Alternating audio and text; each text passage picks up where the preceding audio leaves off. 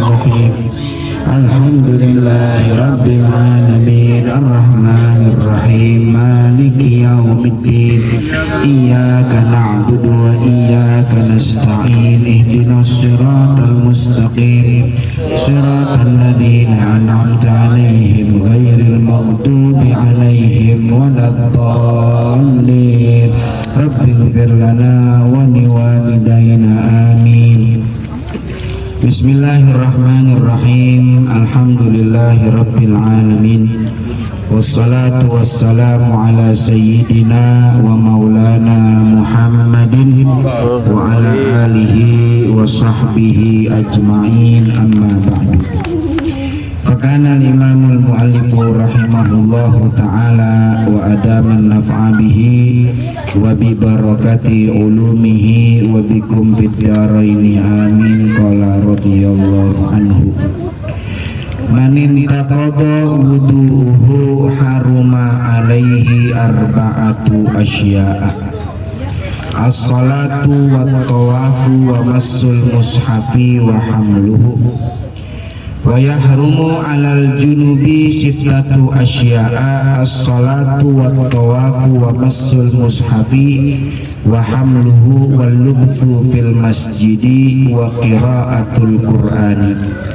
Wa yahrumu bil haidi asyratu asya'a: as-salatu wat tawafu wa massul mushafi wa hamluhu wal lubthu fil masjidi wa qira'atul qur'ani was saumu wat talaqu wal mururu fil masjidi in khafat talwithahu wal istimta'u bima bainas surrati war rukbati.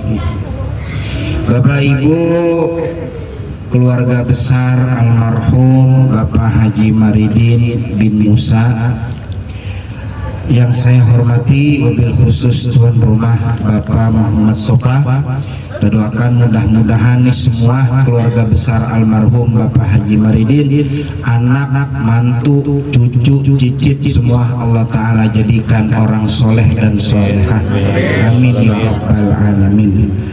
Pada kesempatan ini kemarin kita sudah membahas hal-hal yang membatalkan wudhu. Orang kalau udah wudhunya batal, maka ada hal-hal yang diharamkan buat dia lakuin. Namanya ini dalam agama mayahrumu bil hadatil asghar namanya. Perhatikan, ini perkara yang diharamkan sebab hadas kecil. Jadi orang kalau wudhunya habis, wudhunya batal, ada beberapa perkara yang agama mengharamkan ia untuk melakukan perkara itu. Ini harus diketahui karena hukum melakukannya itu haram. Kalau haram itu kan larangan yang bersifat pasti. Artinya pasti itu dikerjain dapat dosa, ditinggalin dapat pahala. Itu namanya masalah haram. Ya, haram itu ninggalinnya pahala, ngerjainnya dosa. Nah ini harus kita pelajari ya sebelum nanti kita masuk ke dalam bab tayamum. Tayamum juga itu penting. Nah nanti ada berkaitan dengan masalah wudhu. Wudhu dengan tayamum ini ada kaitannya. Ntar insya Allah di bulan depan. Mudah-mudahan pada panjang umur. Amin. Amin ya rabbal alamin. Kan nggak ada yang jamin umur kita bisa sampai bulan depan ya. Kemarin Kiai Haji Sofwan Nizomi itu meninggal dunia Sabtu subuh. Malamnya malam Sabtu beliau habis ngisi pengajian di Masjid Raya Bintaro Jaya MRBJ. Nah, beliau itu saat ngasih di masjid beliau ngomong masalah tentang kematian. Nah, berapa banyak orang yang lalai sedangkan kain kafannya sudah ditenun, sudah dibuat. Berapa orang yang masuk malam hari dia hidup, besok subuhnya dia udah meninggal. Itu malam Sabtu dia ngomong gitu. Sabtu subuh jam 4 meninggal dunia. Artinya apa ya? Gak ada yang jamin kita punya umur. Ada yang jamin besok kita masih hidup? Nggak ada. Tapi mudah-mudahan saya ngomong begini besok saya panjang umur. Amin. Amin ya rabbal alamin. Semuanya juga. Dah.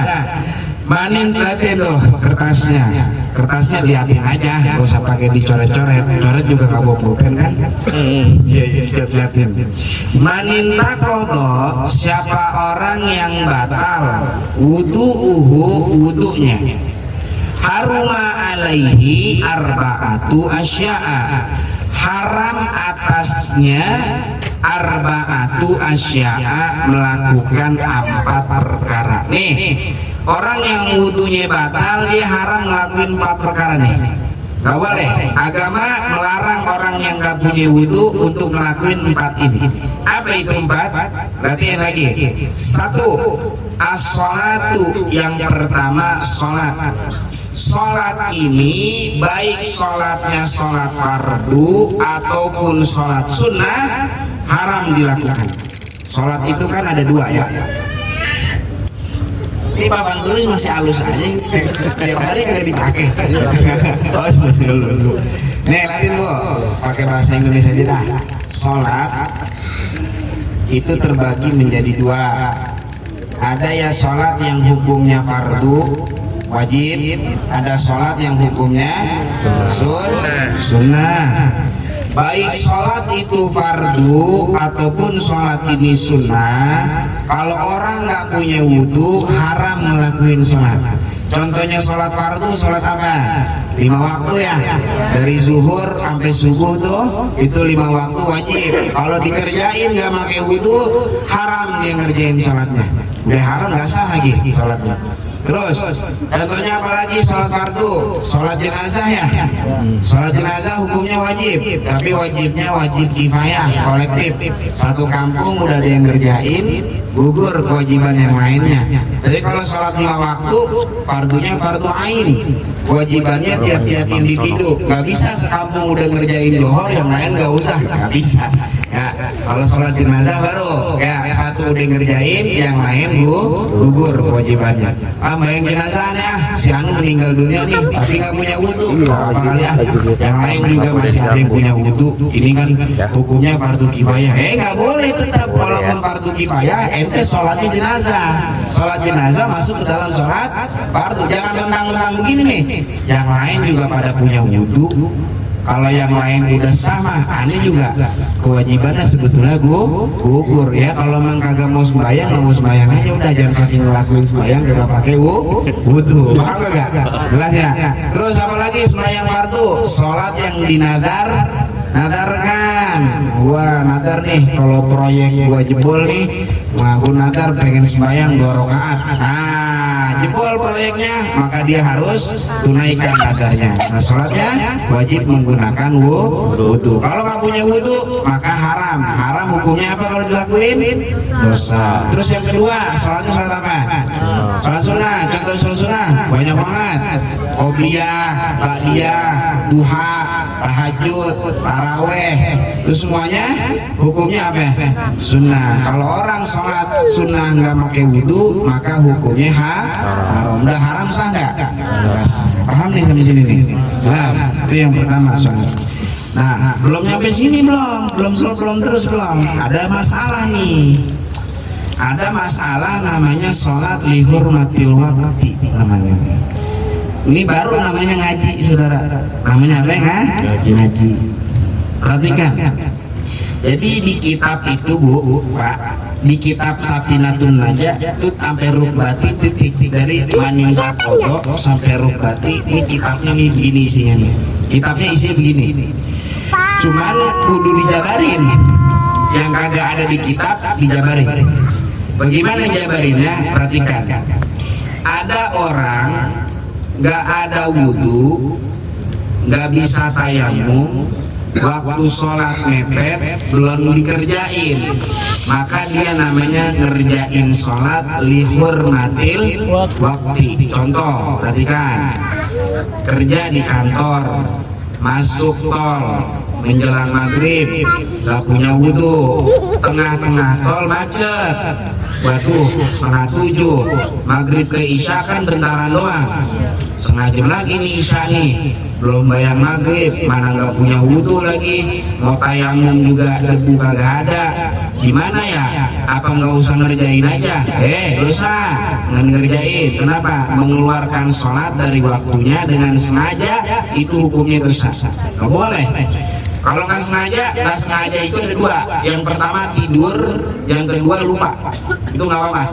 Artinya nggak apa-apa, nggak dosa mengeluarkan sholat dari waktunya karena tidur dan karena lupa. Cuman tidurnya juga tidur sebelum waktu ya, bukan tidur setelah waktu. Contoh, adzan subuh, Allahu Akbar, Allahu Akbar.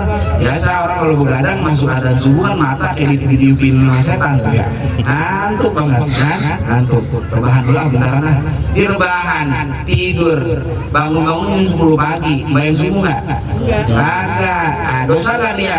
Dosa. Kenapa dosa? Karena tidurnya ente setelah masuk waktu. Beda halnya kalau tidur belum masuk waktu. Jam 11 siang, tidur bentar dah, tidur dia. Udah johor belum tuh jam 11? Belum. Bangun-bangun jam 5. Lewat kagak itu johor? Lewat. Dosa nggak dia ninggalin?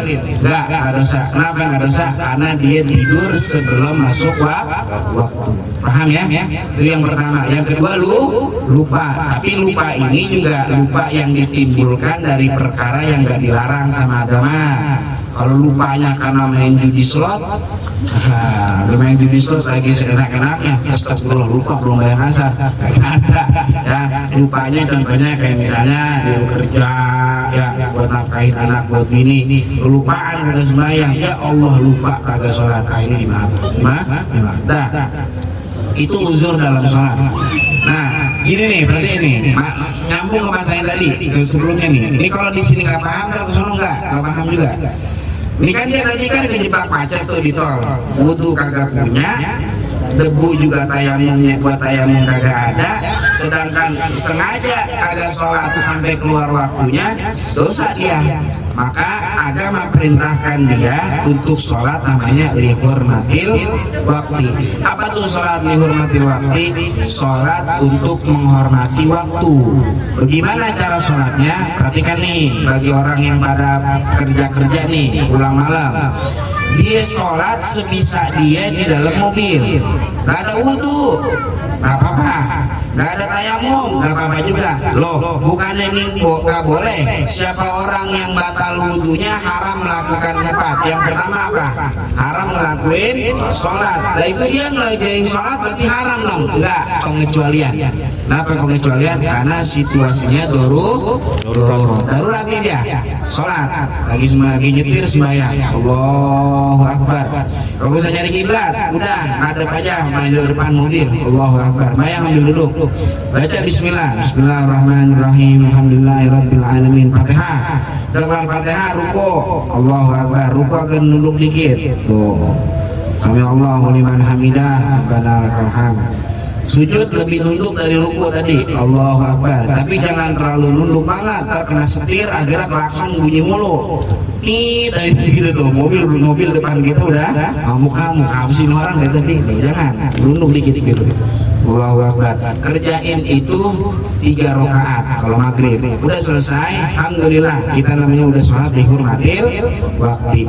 Ntar nyampe rumah atau nyampe tempat yang mana dia bisa wudhu dan sholat sempurna, pulang sholatnya.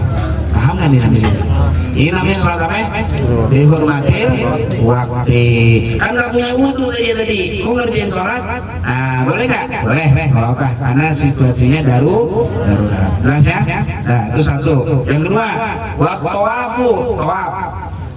Ingin Ka'bah tuh, baik tawafnya tawaf wajib ataupun tawaf sunnah, ini haram kalau dia nggak punya wudhu. Yang ketiga, wa masul mushafi, nyentuh mushaf. Apa itu mushaf? Mushaf itu maksudnya adalah Al-Quran. Menyentuh Al-Quran bagi orang yang nggak punya wudhu hukumnya haram. Ibu-ibu nih pada di rumahnya kan punya Quran tuh bu, Quran geletak lagi bebenah, lagi nyapu, Quran geletak kagak punya wudhu, main pindahin aja ke lemari, nggak boleh, haram, dosa. Terus bagaimana? Wudhu dulu bu, wudhu dulu, habis itu baru tuh ambil Quran, taruh lemari gitu. Jangan barangan, nggak boleh. Al-Quran ini mulia, mushaf tidak boleh dihinakan. Apa itu yang dimaksud dengan mushaf, Bu? Mushaf itu bacaan ayat Quran untuk dipelajari atau untuk dibaca, itu maksudnya Quran. Mushaf namanya. Tapi kalau nyari keberkahan doang mah enggak apa-apa kalau disentuh itu tidak menggunakan wudu. Contohnya seperti apa nih? Kayak gini nih. Kalau kita di sekolah-sekolah SD ada ya, kadang-kadang ditulis di atas ini apa? Bismillah. Bismillahirrahmanirrahim. Pertanyaannya tuh dia tulis Bismillah itu buat dipelajari apa buat keberkahan? Berkahan. Dari berkah apa buat dipelajarin? Berkah. Berkahan. Keberkahan apa buat pelajarin? Berkahan gitu. Kalau nyari berkah, nyentuhnya nggak apa-apa. Dan bukan cuma nyentuh tulisannya doang, papan tulisnya juga nggak apa-apa. Tapi kalau bacaan Quran ditulis di papan tulis agar orang lain mempelajarinya, jangankan megang tulisannya, megang papan tulisnya aja nggak boleh. Nggak boleh. Tempatnya mushaf ini, tempat Quran nggak boleh disentuh. Mana? Di papan tulis contohnya. Ini saya punya wudu. Misal, saya nulis Bismillah, Bismillahirrahmanirrahim. Contoh ya. Bismillahirrahmanirrahim. Bismillah ini ayat Quran bukan, Pak? Ayat. Hah? Ayat Quran. Ayat Quran. Itu Fatihah kan ada Bismillah. Nah, misal saya tulis Bismillah, tapi saya niatkan untuk Bapak Ibu pelajarin. Ayo baca bisa. Bismillahirrahmanirrahim. Pada baca tuh. Bismillahirrahmanirrahim. Kan buat dipelajarin ya. Iya. Jangankan nyentuh tulisannya, nyentuh papan tulisnya aja haram kalau nggak ada wudu. Makanya hati-hati guru TK, guru PAUD, guru TPA, kalau dia nyentuh nulis Quran, itu akhirnya papan tulis kesentuh orang yang nggak punya wudu, tanggung jawab ente. Kenapa? Karena orang kagak tahu hukumnya, gara-gara ente dia jadi nyentuh papan tulis, jadi kena dosa. Paham nggak nih sampai sini? Jelas? Jelas ya? Nah, ini saya hapus biar kalau ada nyentuh kagak dosa. Kalau saya punya wudu, nah saya hapus. Nah, jelas ya? Ini kalau di mobil tuh belakang mobil itu kadang-kadang ada tulisan begini nih. Iya, tahu. Nah, ada min fadli rabbi. Ini ayat Quran nih. Ada min fadli rabbi. Ini adalah bagian daripada karunia Tuhanku. Ini adalah karunia Tuhanku. Hadza min fadli rabbi. Ini dari karunia Tuhanku. Ini ayat Quran nih. Ayat Quran. Pertanyaannya, orang masang begitu tuh di mobil buat dipelajarin apa buat orang baca apa nyari berkah kira-kira? Berkah. Ayo gimana? Tuh orang kayak gitu tuh, Biar dibaca orang biasanya atau keberkahan. Kalau buat dibaca orang mushaf berarti. Jatuhnya ya? Mushaf jatuhnya. Jatuhnya mushaf. Nah, orang nyentuh kacanya tuh haram kalau dia nggak ada wudu. Ya, terus tuh kalau salawat Allahumma sholli ala Sayyidina Muhammad itu gimana itu? Pertanyaan ayat Quran bukan itu? Bukan. Allahumma sholli ala Sayyidina Muhammad nggak ada di Quran. Kalau bukan Quran nggak masuk pembahasan ini, nggak masuk. Ada lagi la ilaha illallah Muhammadur Rasulullah. Ada lagi yang lain ucapan bahasa Arab Masya Allah tabarakallah. Ada nggak tuh begitu tuh? Ada. Ayat Quran bukan itu? Bukan. Kalau bukan maka nggak masuk ke pembahasan. Ini yang dimaksud di sini adalah ayat Quran. Jelas nih sampai sini. Paham?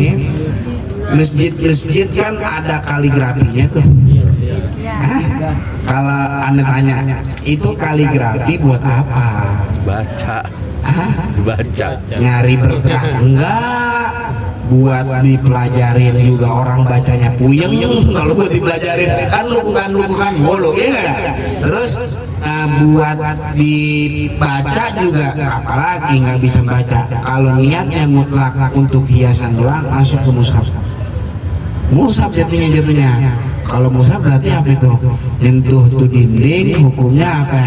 Haram bila tidak ada wudu. Apalagi tingkatnya 2, lantainya lantai 2. Nah, ayat Qur'annya ada di tengah bawah begini. Orang di lantai 2 kakinya lebih tinggi dari Quran. Kakinya lebih tinggi dari Quran. Bagaimana itu? Nah, tanggung jawab DKM yang nyuruh bikin kaligrafi. Dengerin dah, masjid-masjid zaman dulu nih, orang tua dulu nggak ada kaligrafian. Pelong aja, ya nggak? Iya, paling ada cuman menunjukkan jam waktu sholat. Ya gak? Kagak ada kaligrafi kayak sekarang. Kata orang sekarang udah pakai kaligrafi biar cakep bagaimana? Dari dulu orang tua kita nggak ada yang begitu. Kiai-kiai zaman dulu nggak ada, Pak. Ya, nggak ada. Saya perhatiin dah kalau masjid-masjid yang kagak ada kaligrafinya, saya yakin ada kiai, beneran kiai di situ. Bener di situ ada kiai. Tapi kalau di situ ada kaligrafi, nah ini tanda nih, pertanyaan nih kiai ini berarti ya ngerti apa ora gitu. Kenapa? Karena itu ayat Quran. Apalagi kalau dua lantai, kaki orang bisa lebih tinggi daripada ayat Quran. Masa Quran diinjak-injak? Nggak usah ngomong penistaan agama ke orang lain, ente nistain agama diri. Paham gak? Oh, nistain agama, nggak usah ngomong orang nistain agama. Lu juga ayat Quran pada dikaligrafiin di masjid. Emang bukan menistakan agama itu namanya. Apalagi kalau 2 lantai, paham gak kira-kira? Paham. Udah nggak usah dikaligrafi. Aneh dengar katanya masjid Ar-Ridwan dulu waktu ada Kiai Budas mah kagak ya? Nggak ada kaligrafi ya? Mas sudah dibugar aja sekarang-sekarang. Udah gitu posisi masjidnya juga pintunya diubah tuh.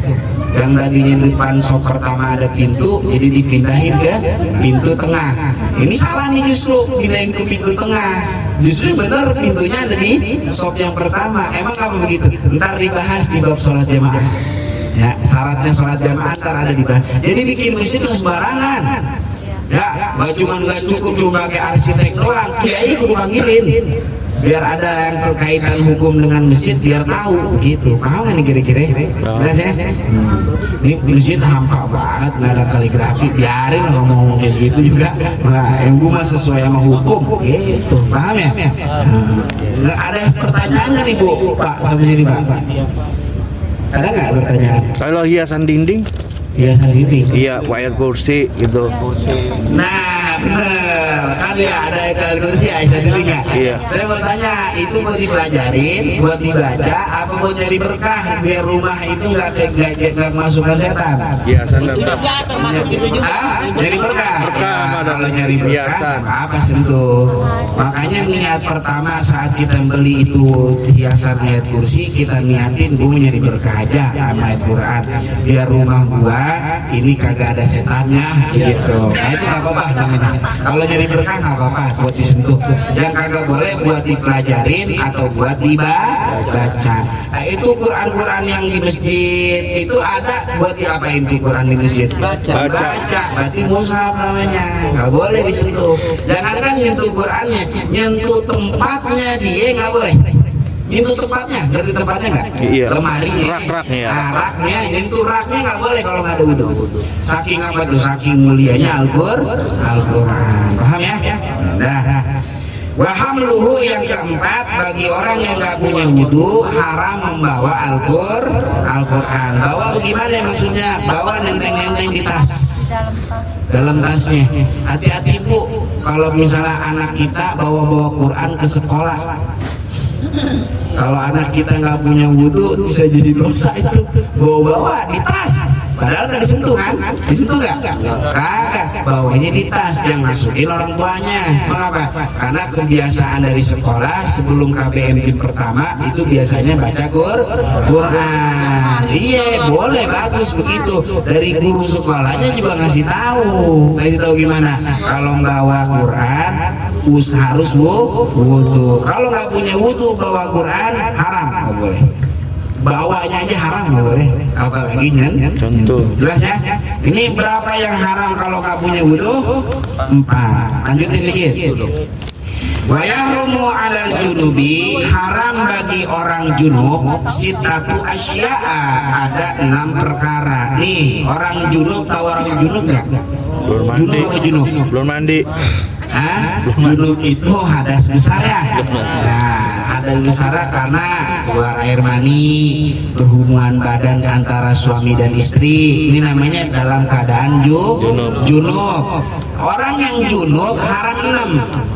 1 sholat sama tadi kayak puasa nggak boleh.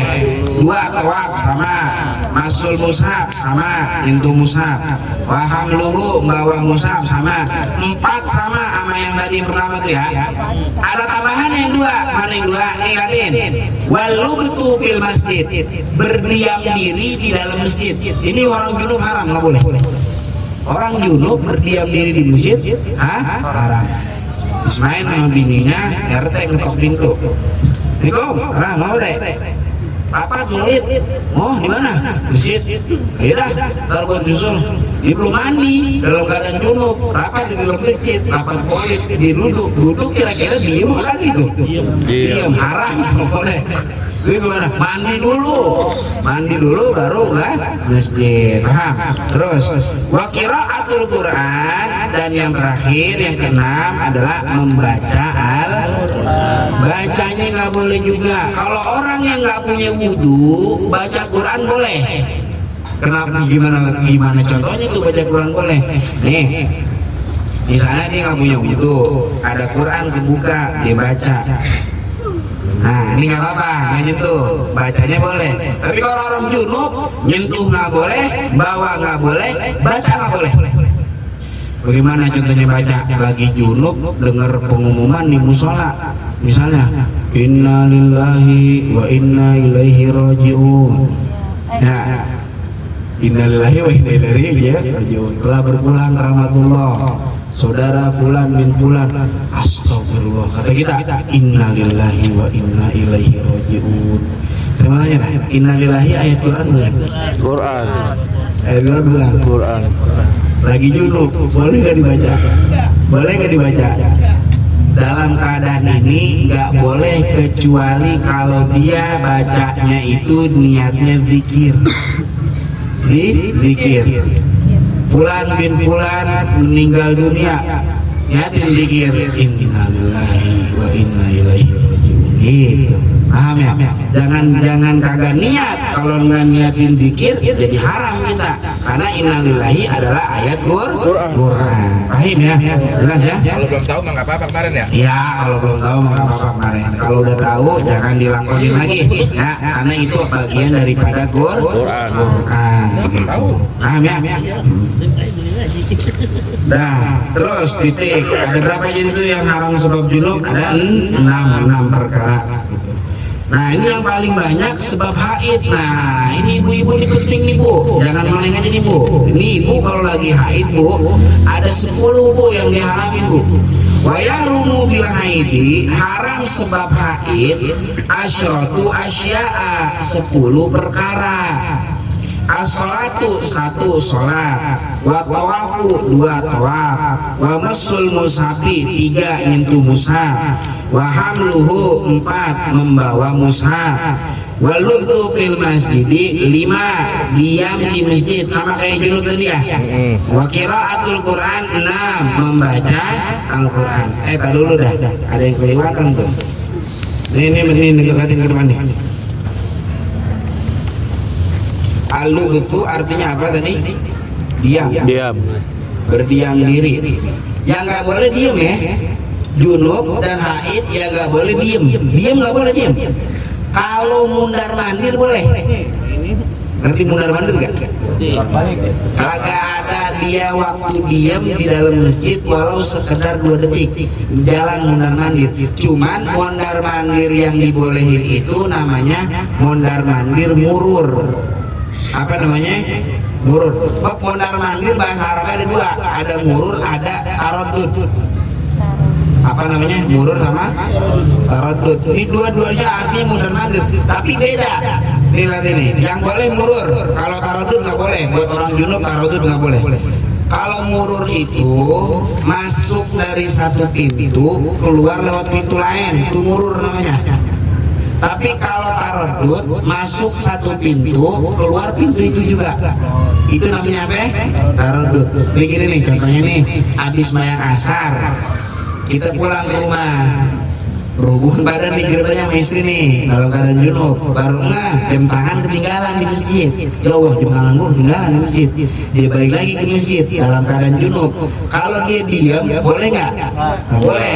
Gimana caranya ya? Gua mau ambil jam doang. Ya udah, ente nggak usah pakai berdiam diri di masjid. Masuk dari satu pintu, ambil tuh jam, keluar lewat pintu lain. Nah, itu boleh. Tapi kalau masuk lewat pintu sini, ngambil jam, keluar lewat pintu ini nggak boleh. Ini namanya tarodud. Kalau yang tadi pertama namanya apa? Murur. Paham nggak nih sampai sini? Jelas. Orang haid, perempuan haid itu nggak boleh juga sama berdiam diri di dalam masjid. Ini malah dengerin ceramah maulid di dalam masjid. Ya, seringnya nih begini nih. Makanya bagi masjid yang ngadain maulid Nabi, kalau Nabi pengen datang, syariatnya jalanin. Pas Nabi mau datang ke maulid masjid A, kata Nabi begini, ya ada perempuan lagi haid duduk di masjid. Ya syariat gua kagak dijalanin, ogah gua datang tuh. Ngerti? Tahu nggak? Kemarin pas lagi masjid Al Huda bikin maulid, saya bilang sama panitianya, himbau perempuan agar yang sedang haid tidak di dalam masjid, tapi di luar yang sudah disediakan oleh panitia. Adapun dia masih kekeh pengen di dalam juga, padahal lagi haid, urusan dia. Yang penting kita panitia udah menghimbau. Paham kan ibu sampai sini bu? Jadi ibu kalau lagi haid bu, mau alasannya maulid kek, mau pengajian kek, ini sering nih pengajian ibu-ibu di mana? Di masjid. Padahal dalam keadaan haid, nggak boleh. Kan aman Ustaz, kagak bocor. Walaupun nggak bocor, walaupun apa? Kagak bocor, nggak boleh. Kalau nggak boleh gimana sih? Orang nggak bisa dijelas. Walau butuh fil masjid itu yang nggak boleh. Ya, diam diri di masjid walaupun aman tidak bocor. Terus itu yang tadi keenam. Yang ketujuh, wasaumu, puasa. Puasa nih bu, ibu-ibu puasa kalau lagi haid nggak boleh bu, haram bu. Walaupun maghrib udah tinggal 5 menit lagi. Maghrib tinggal 5 menit lagi nih, kita keluar darah haid, ya haid wah batal udah puasanya, batal. Minum nggak apa-apa, dikit lagi juga mau azan maghrib, yang lain juga gak rugi. Mana tadi siang habis dari Tanah Abang lagi capek-capek, kata dia lu tahu begini mah lu darah lu keluar dari tadi siang aja, ya gua lagi di Tanah Abang pakai jam segini lu baru keluar, batal puasanya. Orang lagi haid haram dia puasa, ngerti gak? Dan dia saat udah berhenti darahnya itu boleh puasa walaupun belum mandi. Contoh Ramadan dia lagi haid, udah 7 hari, dapat 7 hari, jam 3 dia bangun, astagfirullah jam 3 siangan nih gua masak nih, dia darahnya udah berhenti. Alhamdulillah gua puasa hari ini. Saking asiknya masak kagak sempet mandi. Waduh, ini gua kalau mandi dulu nih makan kagak keburu nih gua sahur dulu aja dah. Dimakan tuh sahur tuh. Darah udah berhenti nih, udah berhenti. Masuk subuh, Allahu Akbar, kan mulai puasa tuh. Bagaimana nih statusnya dia dalam keadaan haid, dalam keadaan belum mandi, tetap sah puasanya. Syaratnya satu, darahnya udah berhenti. Gitu.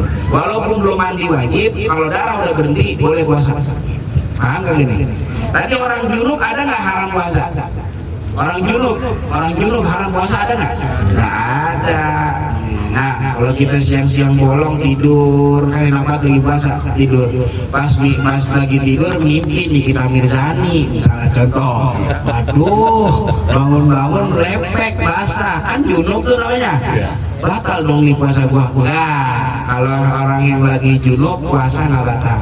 Terusin puasanya. Terus gimana? Ente mandi aja udah. Mandi terusin puasanya. Paham ya? Tapi kalau haid keluar darah batal puasanya.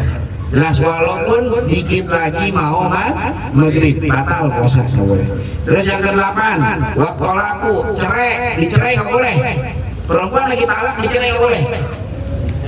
Tapi ini cerainya kalau cerai talaknya namanya talak bid'i. Jadi dalam agama itu ada yang dinamakan tolak bid'i. Tolak bid'i. Apa itu tolak bid'i? Tolak bid'i itu menceraikan seorang istri yang sudah dijima atau sudah berhubungan badan dengan suaminya. Ini namanya talak bid'i. Ya, talak bid'i ini menghasilkan iddah. Apa? Menghasilkan apa? Ngerti iddah nggak Bu? Iddah ngerti nggak iddah? Iddah itu muddatut tarabus. Tarabus itu masa pembersihan rahim. Itu iddah. Kalau orang cerainya cerai hidup, masa iddahnya itu 3 kali suci dari haid. Ini Bu dengerin Bu. Tapi mudah-mudahan sih ibu pada gak dicerai sama lakinya. Amin. Sampai mati semuanya jodohnya lancar. Nih nanti nih.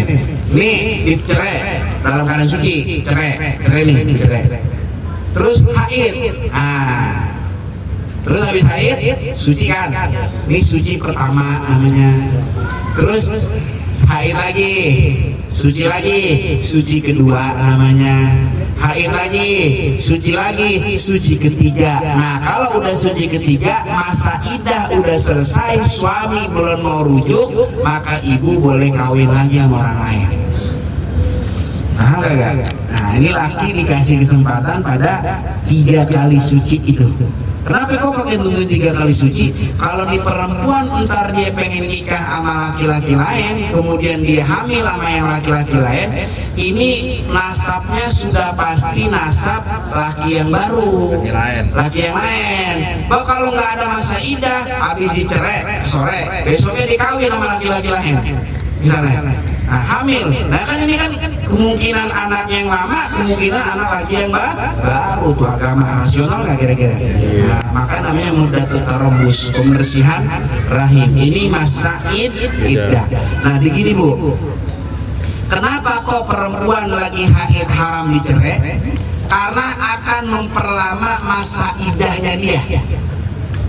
Gimana memperlamanya Ustaz? Nih, kalau tadi kan gini ya, ini perlu konsentrasi. Ini lagi masa suci dicerai, haid, suci. Ini suci yang berapa nih? 1. Haid lagi, suci lagi. Yang berapa? 2. Haid lagi, suci lagi. Yang berapa? 3. Sekarang ini, dia lagi haid, dicerai nih, lagi haid, suci. Ini nggak dihitung pertama, nggak dihitung pertama. Haid, suci lagi, ini baru 1. Haid lagi, suci lagi, baru 2. Haid lagi, suci lagi, baru 3. Lamaan mana? Lamaan yang kedua. Makanya saat perempuan lagi haid tidak boleh ditalak, haram hukumnya ditalak. Tapi kalau mau nalak juga Ustaz, kalau nalak juga talaknya sah, tapi kena dosa si suami. Dosanya apa? Karena mentalak istri dalam keadaan haid, kecuali istri yang minta ditalak. Dulu talak bojar Bang, namanya talak hulu namanya ini, atau kalau bahasa pengadilan namanya gugat cerai namanya. Nah, si istri ini ngasih pengganti talak uang kepada suami yang disepakati. Udah Bang, lu bilang talak gue aja Bang. Oh nggak bisa, lu lagi dalam keadaan haid. Nggak apa-apa, gue lagi dalam keadaan haid, masa iddah gue lama juga, gue beri talak 3 lu nih Bang, 10 juta tuh. Oke, kalau gitu gua talak, lu talak 3, jadi nggak haram juga. Kenapa nggak haram? Karena permintaan dari istrinya. Paham nggak nih sampai sini? Jelas.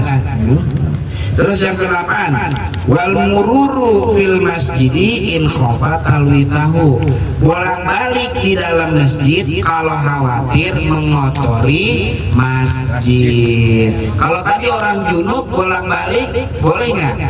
Boleh, tapi orang haid bolak-balik nggak boleh. Ini pun kalau ada kekhawatiran ngotorin atau bocor.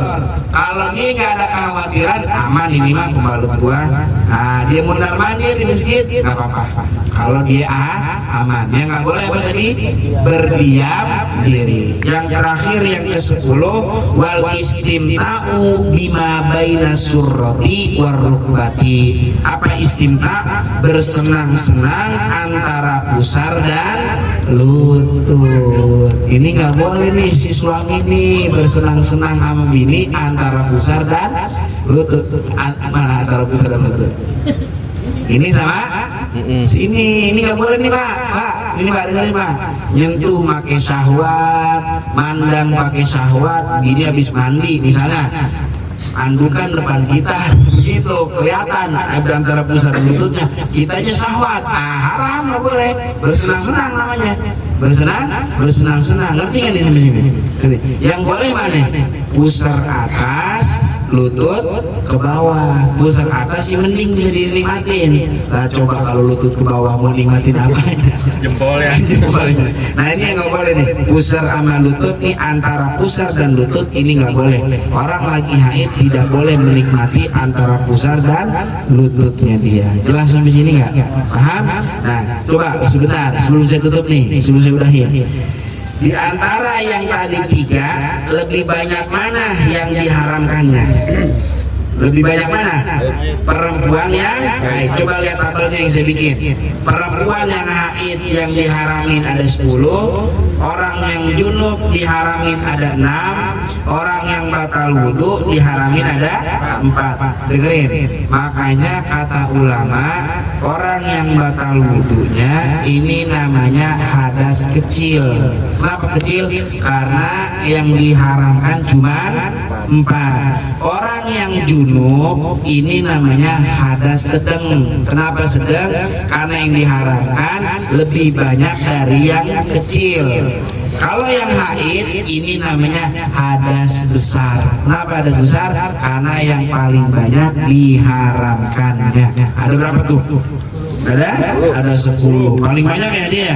Nah, maka ini dinamakan hadas besar. Jelas sampai sini? Paham? Nah, ini perkara-perkara yang diharamkan saat orang nggak punya wudhu, orang sedang hadas besar, dan orang sedang haid. Insya Allah minggu depan ada waktu, minggu depan bulan depan ada waktu, panjang umur kita akan bahas tentang masalah tayamum.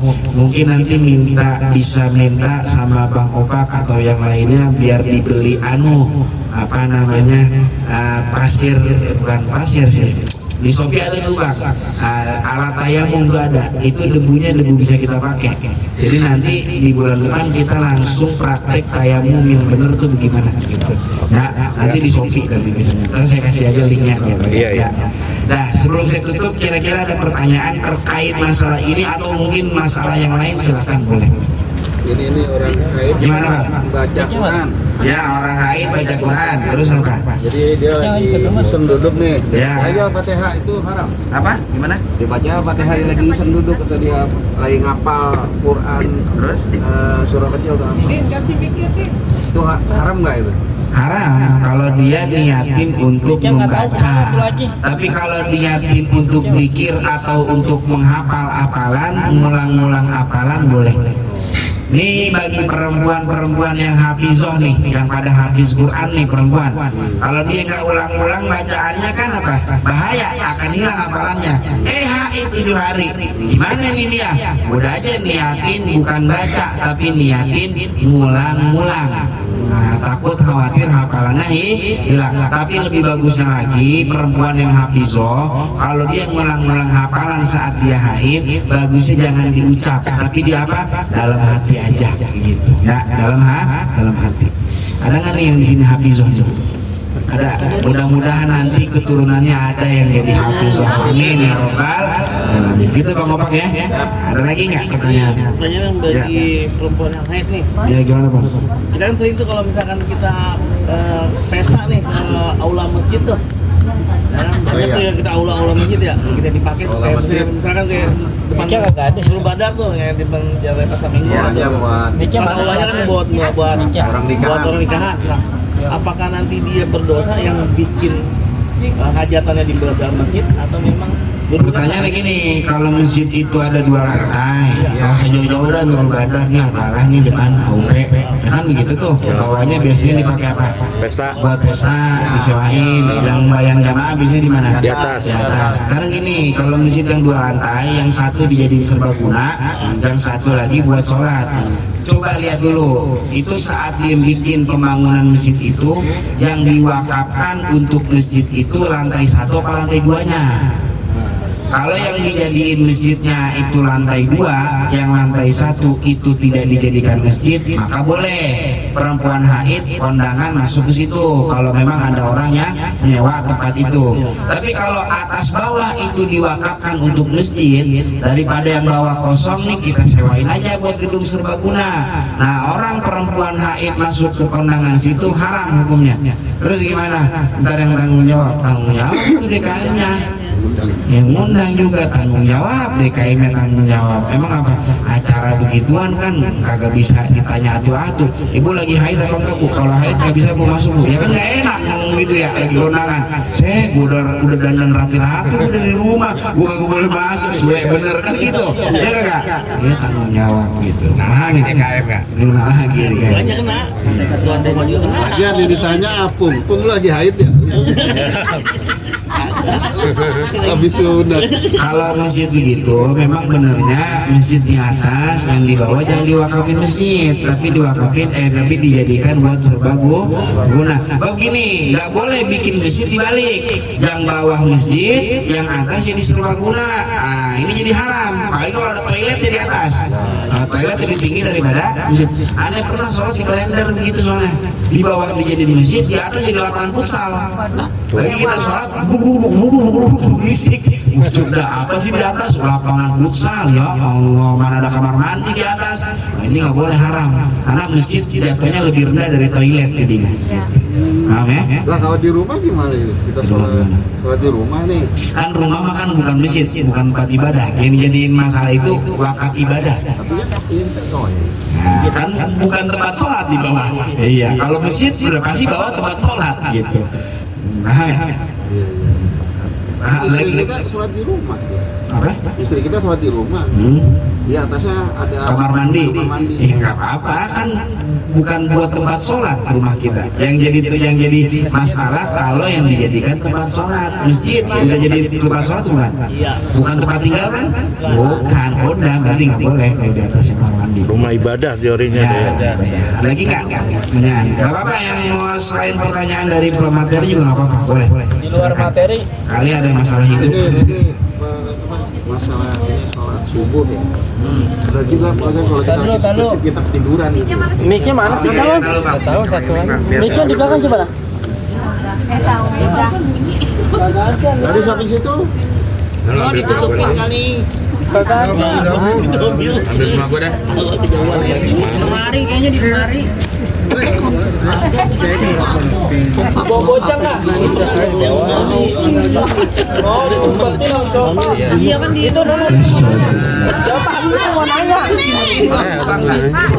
Tapi kalau lagi ingat langsung keluar masjid. Balik. Kalau lupa nggak? Kalau lupa nggak? Ya nggak boleh sengaja nanya. Assalamualaikum Pak Ustadz. Waalaikumsalam warahmatullahi wabarakatuh. Ini aku mau tanya, kalau lagi haid itu boleh potong rambut, gunting kuku? Soalnya ada yang berpendapat boleh dan ada yang berpendapat haram. Jadi bagaimana Ustadz? Kalau rambutnya itu rontok dengan sendirinya, ini ulama sepakat nggak ada masalah. Kalau rontok sendiri. Tapi kalau sengaja-ngaja dirontokin atau sengaja dipotong, sama begitu pula dengan kuku, maka ulama ini berbeda pendapat. Ada yang mengatakan nggak boleh, haram. Kalau seandainya pun mengerjakannya, maka harus ngumpulin rambut, ngumpulin kuku agar dimandikan nanti saat dia sudah selesai haid. Ada lagi yang berpendapat ini hanya makruh larangannya. Artinya saat nanti dipotong dan kemudian rambutnya dipotong, kukunya dipotong, dia nggak perlu ngumpulin kayak yang pertama tadi. Nah, di antara dua pendapat ini yang paling kuat yang nomor 2. Apa yang nomor 2? Nah, makruh hukumnya, nggak haram nggak, hanya makruh aja. Tapi ini kata Imam Ghazali, walaupun makruh, nanti di akhirat itu bisa dituntut sama rambut kita, sama kuku kita. Lu ngapa nyopotin gua belum dalam keadaan suci, dalam keadaan masih haid dicopot-copotin, dituntut kita nanti di akhirat gitu.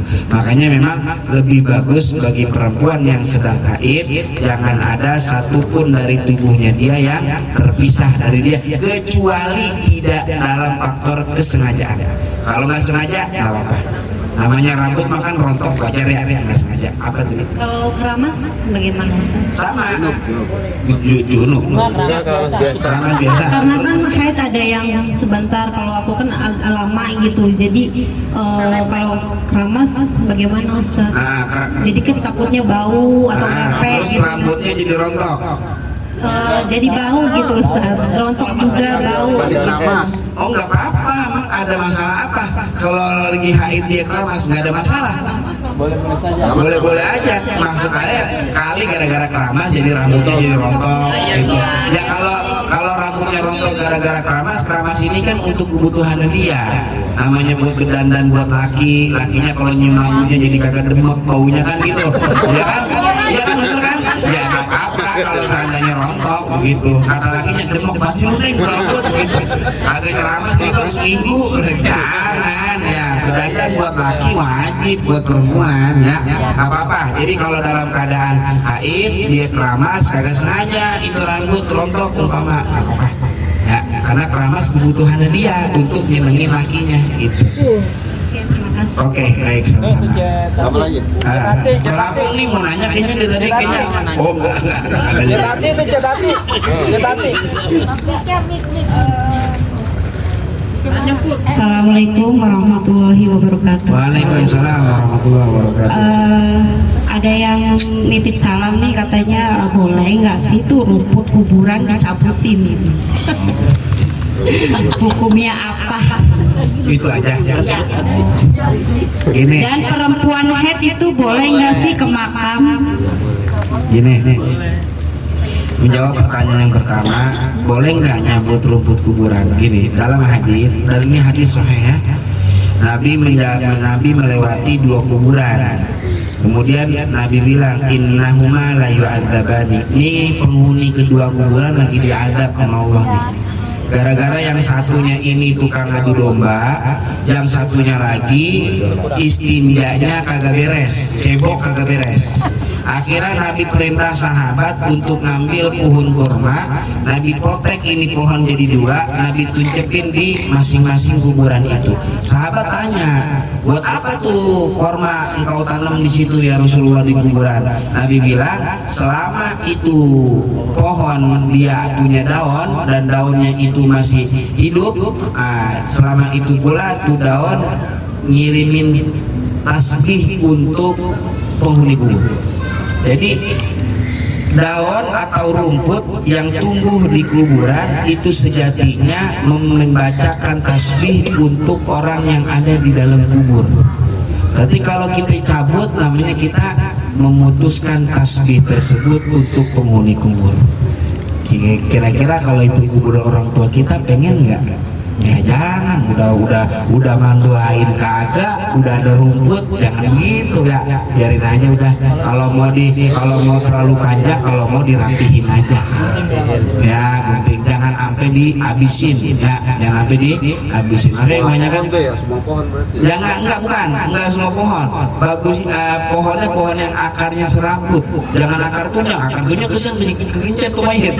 Bawah akar yang serabut ya, jangan akar gini nih. Namanya pohon mangga. Rumput berarti, rumput jenis Ini pohon kamboja ya? Atau pohon apa tuh? Iya. Kamboja. Ya Kamboja. Ya kamboja itu yang begitu-gitu ya. Atau orang kalau nggak mau pakai pohon kayaknya terlalu lebat, udah pakai rumput aja deh. Apa pakai rumput? Tapi yang rumput sintetis, rumput futsal diambil di situ ya.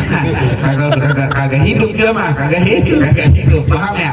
Nah, jadi gitu Bu hukumnya ya. Jangan kalau bisa mah. Kalau mau rapihin aja, jangan dicabutin. Coba kalau cabut kan sampai akar-akarnya berarti. Nah, rapihin aja. Terus pertanyaan yang kedua apa tadi? Perempuan haid ziarah ke kuburan. Boleh kalau ama mahramnya, nggak apa-apa. Kalau mau datang ke kuburan ziarah, ya. Terus nanti saat dia lagi haid kan berarti kan di kuburan tuh kan baca apa namanya? Baca Quran tuh ya. Ada ayat kursi, ada qul huwallahu ahad. Yang tadi yang Anda bilang, niatinnya jangan baca, tapi niatin apa? Zikir. Kalau niatin zikir boleh, nggak apa-apa.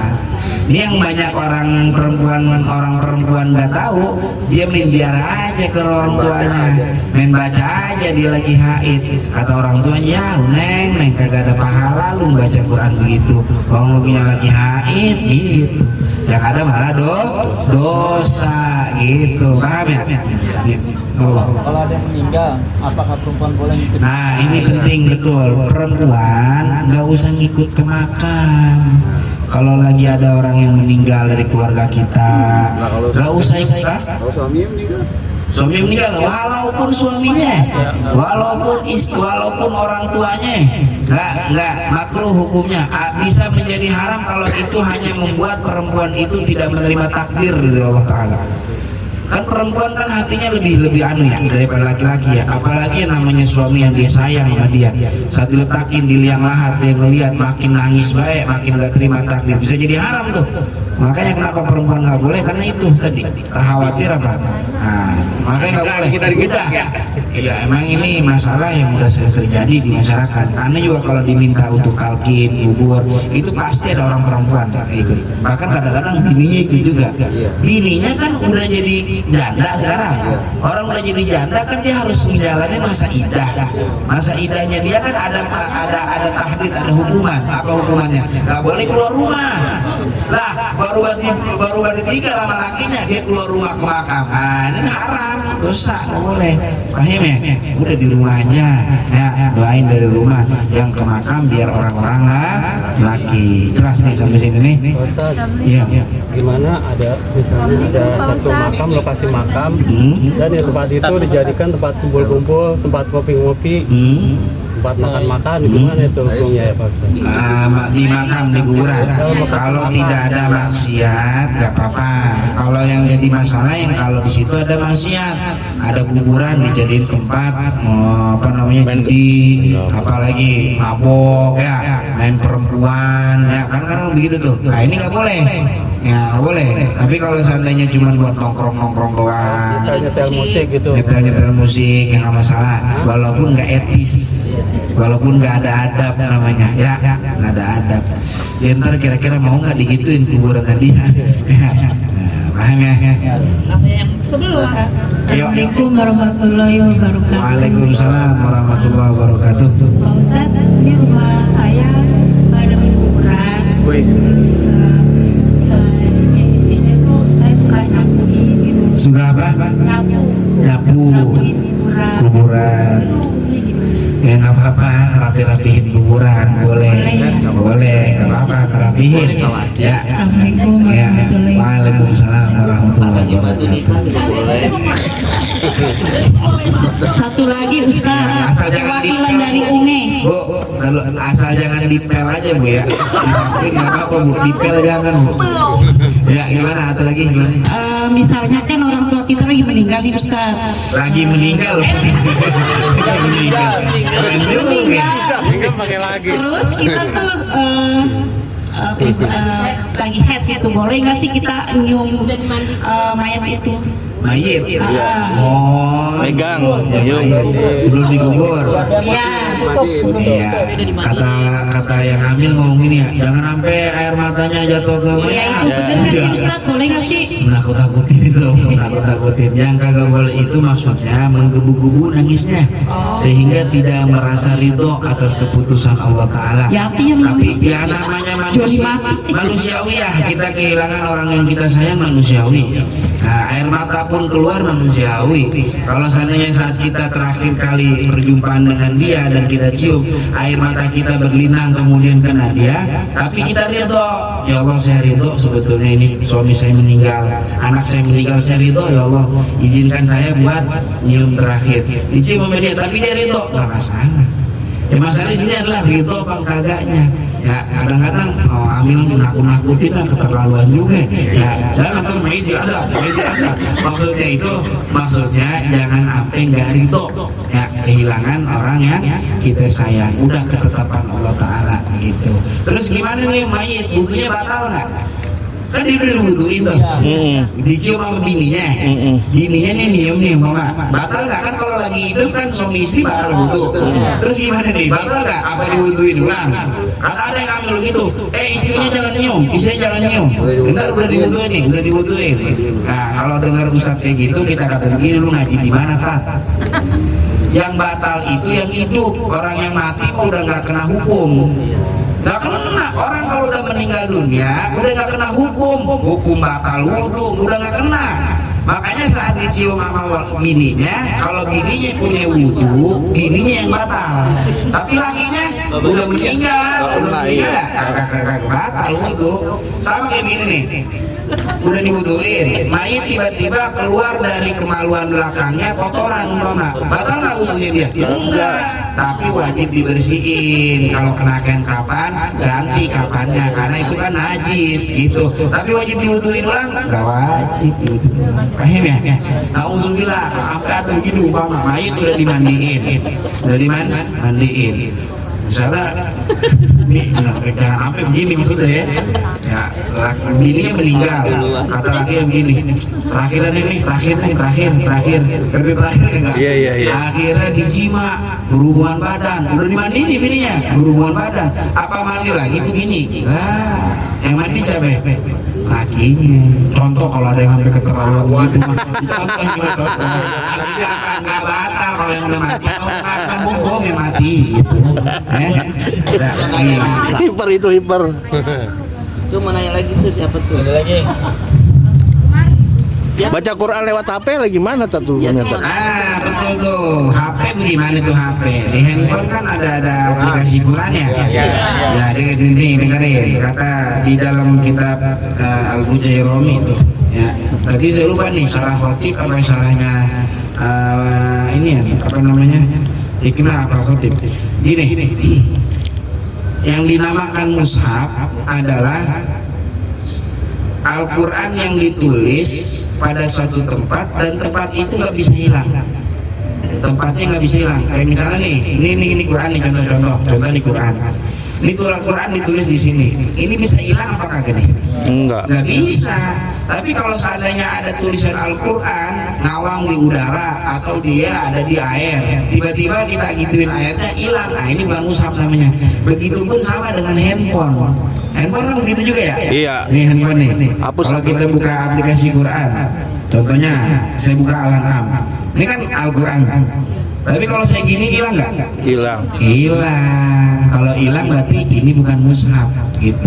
Makanya kalau baca Quran dari sini biar kata nyentuh, nggak punya wudu boleh. Tapi kalau orang junub baca nggak boleh tadi tuh, bacanya nggak boleh. Iya. Nah, bawa HP ke dalam kamar mandi, HP-nya di situ ada Al-Qurannya, boleh apa kagak? Nggak apa-apa, kan bukan mushaf namanya itu. Kecuali lagi nongkrong main HP, sengaja baca Quran, nah ini baru nggak boleh. Lagi ngapain gitu ya? Jelas ya? Iya. Tadi pertanyaan yang bagus loh. Ya lupa. Zaman sekarang kan udah modern ya. Al-Quran masukin ke dalam handphone. Nanya. Kalau seandainya handphone, di dalam handphone ada aplikasi Quran nggak boleh kita bawa, bagaimana tuh hafiz Quran yang di otaknya ada Quran? Berarti nggak boleh kamar mandi juga dong? Iya. Boleh kamar mandi? Ini hafiz Quran? Iya. Mau kamar mandi? Nggak boleh deh. Kamar mandi. Becek. Di mana?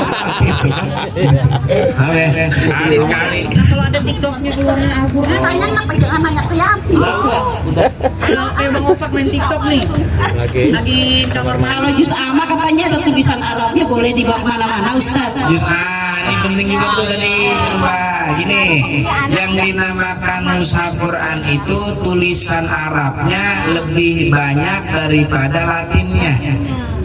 Kalau ada di situ Latinnya juga, Arabnya juga, terjemahnya juga, kira-kira banyakan mana tuh?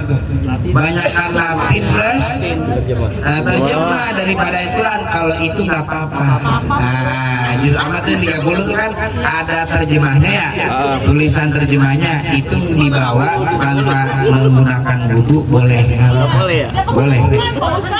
Saya bingung, anak saya tiap hari bawa jus ama. Oh enggak apa-apa. Juz amma itu dia lebih banyak terjemahnya, huruf terjemahnya daripada huruf Qurannya. Gini, Iqra itu kan ada yang bacaannya ayat Quran, ada yang bukan bacaan ayat Quran. Kayak bata. Iya. Bukan kan? Sekarang pertanyaan, banyakan yang begitu karangan dari yang nyusun apa banyakan ayat Qurannya? Yang nyusun. Nah, dari yang nyusun, kalau dari yang nyusun Iqra berarti nggak masalah di situ tanpa wudu gitu. Ya. Saya mau nanya gini. Waktu ini Mic-nya. ini aja nggak apa-apa. Assalamualaikum warahmatullahi wabarakatuh. Waalaikumsalam warahmatullahi wabarakatuh. Mohon maaf Kiai, pengalaman ya. Ada jamaah umroh kemarin melihat sendiri. Kan para ahli fikih fuqaha bersepakat para mazhab berdiam diri yang tadi Kiai jelaskan kan termasuk ziarah ke makam Nabi ya Kiai ya. Terus ada jamaah dia keluar dari barisan bajunya berceplak darah. Ditanya sama apa namanya sama Laskar yang bawa jamaah itu Muntawi ditanya sama jamaahnya, antum darah berceplak, darah head, tempat suci ini netes di sini nih. Kan para alim ulama, para mazhab beda nih, mazhab Hanafi sama Syafi'i kan mengatakan kalau nggak darahnya netes, nggak menjadikan tuh najis, nggak menjadikan tuh najis. Sementara nih darah berceplak di sini nih. Tapi netes ya? Nah, itu wallahu a'lam. Jadi gini kayak kan tadi kalau ziarah kubur diperbolehkan seorang perempuan asal ada mahramnya. Nah kondisinya pas ziarah kubur, ziarah makam Nabi, di situ nggak ada mahramnya, ini harim nih. Terus berceplak pula nih kondisi di sini nih. Tapi dalam kondisi antara netes ataupun nggak netes, wallahu a'lam. Tapi Mutawifnya di situ bilang keluar barisan, antum nggak bisa ikut ziarah.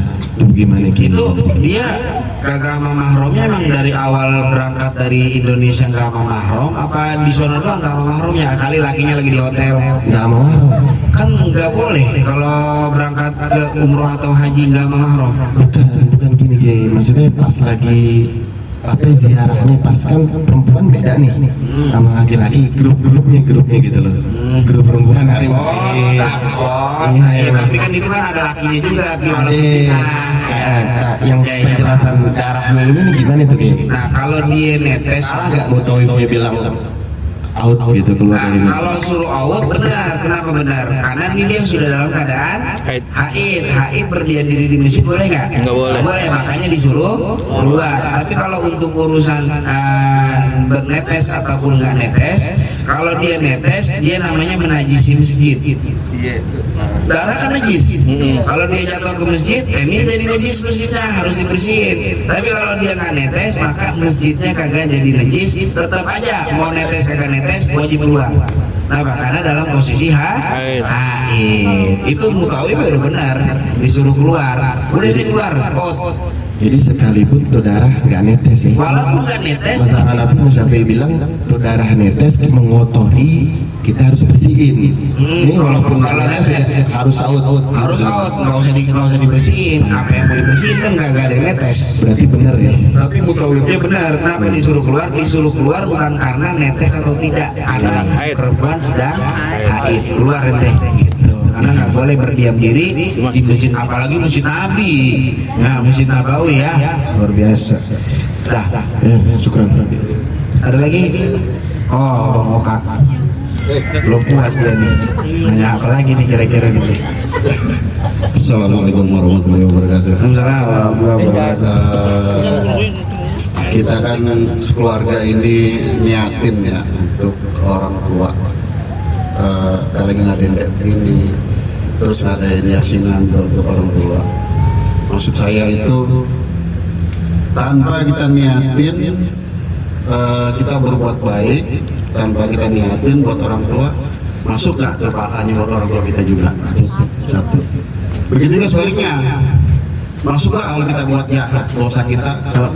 Kalau kita berbuat jahat gitu ya, dosa kita ke orang tua juga nggak? Kalau buat jahat saya rasa kita nggak pernah niatin ya buat orang tua ya. Tapi kalau buat kebaikan kita dapat pahala, terkadang kita lupa untuk buat orang tua juga, atau kita niatin dan pasti orang tua dapat kan begitu. Jadi tanya itu di kita berbuat baik dapat pahala, kita tanpa niatin orang tua dapat enggak?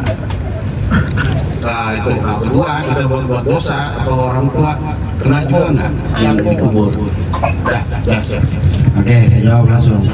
Kalau anak berbuat baik tanpa dia niatkan pahala baik itu untuk orang tua, apakah sampai? Jawabannya sampai. Dalilnya hadis. Idza mata benu adama in qata'a amaluhu illa min talatin. Kalau manusia mati, pahala amalnya putus kecuali 3. 1, sedekah jariyah. Sedekah jariyah yang dimaksud wakaf. Kalau orang tua meninggal tapi punya tanah wakaf pesantren, punya tanah wakaf masjid, maka selama masjidnya masih aktif dipakai buat jamaah, itu masih dapat pahala. Yang kedua, ilmin yuntafa'u bih, ilmu yang diambil manfaat orang lain. Dia meninggal dunia, ilmu yang dia pernah sampaikan dipakai sama orang, maka ini jariyahnya dapat. Yang ketiga, ini dalilnya nih, awaladin sholihin yad'ulah, anak yang soleh yang mendoakan kedua orang tua. Lah itu kan mendoakan doang. Berarti kalau nggak doain nggak nyampe. Enggak, bahasa Nabi yad'ulahu itu biasanya anak yang soleh itu doain. Biasanya. Tapi ada anak yang nggak doain cuman berbuat baik. Nah, ini dapat pahalanya bagi anak, orang tuanya pun sama dapat juga. Kenapa? Di anamin amalil walid amalul walad, termasuk perbuatan orang tua perbuatan anak. Kok bisa begitu? Karena orang tua sebab dari keberadaan anak bisa berbuat baik karena ada siapa? Orang tua, maka sebabnya juga kudu dapat. Tapi jawaban pertanyaan yang kedua, kalau anak berbuat dosa, maksiat, berbuat jahat, apakah dosanya sampai ke orang tuanya? Jawabannya enggak. Kenapa itu enggak? Karena dalilnya Al-Quran langsung. Apa yang kata Allah Ta'ala dalam Quran? Wala taziru waziratun wizra ukhra. Tidaklah menanggung seseorang akan dosa orang lain. Jadi orang itu nggak bisa menanggung dosa orang lain. Yang bikin dosa siapa, yang nanggung siapa. Ini termasuk rahmatnya Allah buat hambanya. Giliran pahala orang lain yang ngerjain dibagi, giliran dosa orang lain yang ngelakuin kagak dikasih. Gitu. Rahmat itu Allah Ta'ala tuh begitu tuh ya. Rahmat. Jadi begini Bapak Ibu ngadain acara begini. Misalnya Bapak Ibu nggak baca Yasin, nggak baca tahlil umpama nih buat doain orang tua almarhum Bapak Maridin sama Ibu Hajah Hanifah ya, ini pahala sampai sono walaupun nggak diniatin, karena yang bacain anak sendiri. Beda kalau yang bacain orang lain ya. Kalau orang lain yang baca kudu ada akad. Akad apa? Akad ngasih apa? Ngasih pahala. Ngasih apa? Ngasih pahala. Saya punya motor di Bang Apung. Saya punya motor. Saya kan sama Bang Apung hubungan orang lain. Saya misalnya mau ngasih motor ke Bang Apung, Bang, ini motor buat abang. Itu namanya akad. Akad mempermilikan motor saya kepada abang. Orang lain baca Quran, orang lain baca tahlil, kan ada pahalanya. Nah, pahala dia pengen bagiin ke almarhum ayah kita. Nah, ini kudu ada akadnya. Apa akadnya? Itu doa tahlil. Allahumma ausil wa taqabbal thawaba ma qaranahu. Tapi kalau anak-anak ini pada nih yang bacain, nggak baca Allahumma ausil, nyampe otomatis. Nyampe. Paham jelas. Ini Aqua punya saya bukan? Terus yang beli siapa nih? Mau Pak. Beli kan keluarga Bapak Haji Maridin nih. Ini saya nggak bisa ujuk-ujuk main saya taruh ke mana nih? Tas saya. Kenapa? Karena ini akadnya cuma boleh minum di tempat. Kan belum ada akad buat mempermilikan ini ke saya kan? Sebagaimana tadi saya ngasih motor kan? Nah, kecuali saya ngomong begini, Bang, ini saya bawa pulang boleh nggak Bang? Boleh pulang. Nah, baru dia jadi milik saya. Bang, ini namanya. Ini makanan yang lain juga di sana. Ini ya. Kalau saya tiba-tiba nyomot masukin ke dalam tas, ini jadi bukan milik saya. Yang biasa begini nih, Bu.